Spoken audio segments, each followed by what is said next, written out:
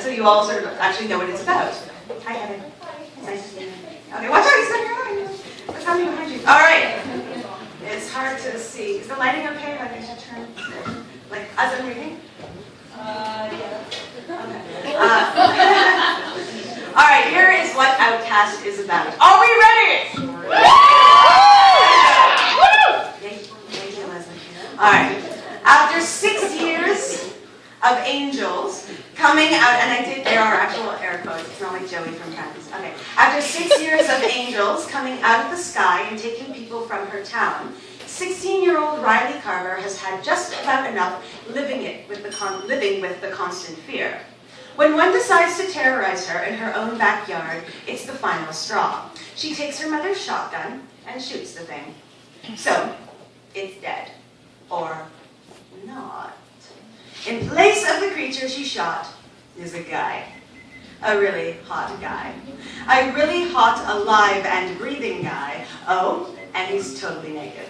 Not sure what to do, she drags his unconscious body to the tool shed and ties him up, as you would.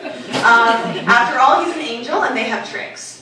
When he regains consciousness, she's all set to interrogate him about why the angels come to her town and how to get back her best friend and almost boyfriend Chris, who was taken the year before. But it turns out the naked guy in her shed is just as confused about everything as she is. Are you ready to understand why we're dressed like we are today? He thinks it's 1956. It's not. Set in the deep south, Outcast, oh, this is the lovely little blurb at the end. Set in the deep south, Outcast is a story of love, trust, and coming of age. It's also a story about the supernatural. A girl with a strange sense of humor who's got a wicked aim, a greaser from the 1950s, and an army of misfits coming together for one purpose, to kick some serious angel ass. So that's what it's about. On most of your tables, oh, alas, not yours. They didn't get around to it. But on everybody else's tables, you guys have like articles and ads from Time Life taped on it. That's all from Time Life from the year of 1956. So just enjoy how amazingly accurate I am. All right. Now I'm going to read chapter 1. Chapter 1 isn't very long, so it's all good.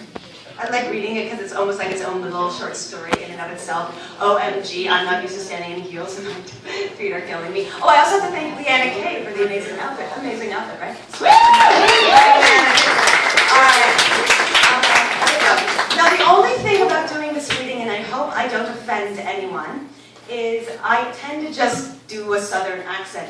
I don't know from what part of the southern I'm doing the accent, so it's probably totally inaccurate, but I can't help it, and you know what? It's fun. It's just fun to do.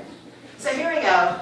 Chapter 1 from Outcast by the incredible Adrienne Kress. They come out of the sky and take you. Everyone knows that. Why? Oh, nobody could answer that one. Not really. Not when you thought about it. Sure, the conclusion was that it was a glory, but what happened after they came, after they took, after they left? Well, no one could say for sure. The first time it happened, it freaked everyone out. This was God-fearing land. It said so right on the town sign. You knew the second you passed into our community that this was a goddamn God-fearing place. I'd always wondered if it was maybe because we feared God so much that they came. Anyway, the people here couldn't understand why they came when folks went to church every Sunday. Everyone blamed everyone else. It wasn't anyone's fault, though. Well, as far as I could tell. They started coming 6 years ago, just that one day just after the sun had set. They came, they took, they left. They scared the shit out of everyone. When they came the next year, same day, same time and everything, that's when people started thinking there might be more going on. That's when the church went up. I mean, we'd always had churches here, but the other church was built. The one devoted to them. The church of the angels.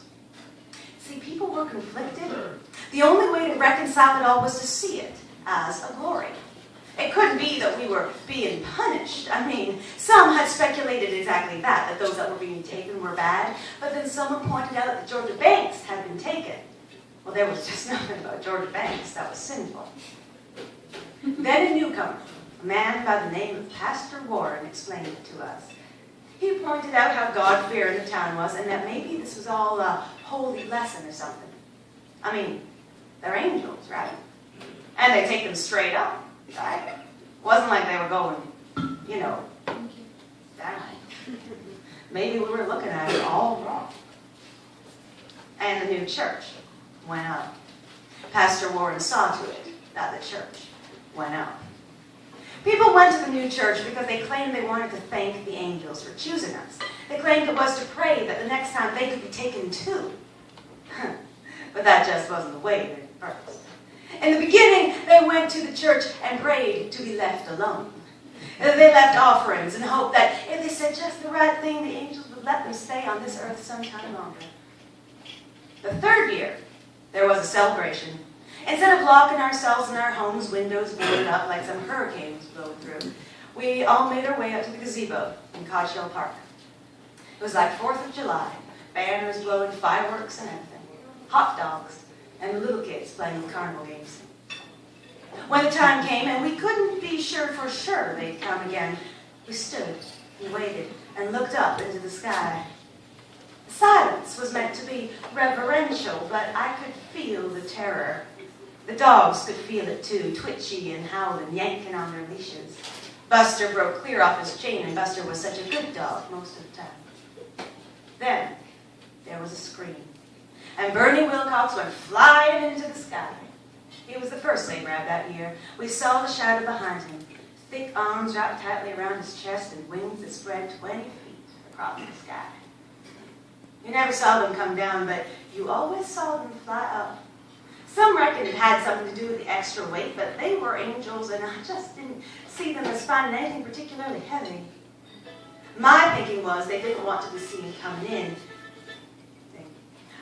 They didn't want to be seen coming in because then we might be able to run away. But they wanted us to see them leave because they wanted us to know that they'd been. Fourth year, there was another celebration. By now, Pastor Warren had started to really convince us of the glory. Well, most of us. So this time we tried something different. We thought that maybe we could think a couple steps ahead. That maybe if we gave them some individuals, at least in that way we could have some control over the situation. It was a really strange celebration that year. You had, standing on the makeshift stage, these hardened criminals sentenced to life or worse. But then you also had the volunteers, the ones who wanted the glory.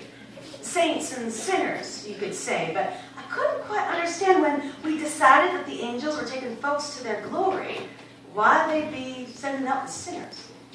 I didn't think they'd much want that side of the stage. They didn't. Didn't want the saints either, for that matter. They took whomever they pleased from the crowd and left. We decided after that to just go back to the celebration idea, try to just have a good time. Pretty hard, really, though we gave a good show of it. Fifth year, they took Chris, my best friend since we were little and who I just had my first kiss with the week before. Sixth year, I shot an angel in the face. Thank you.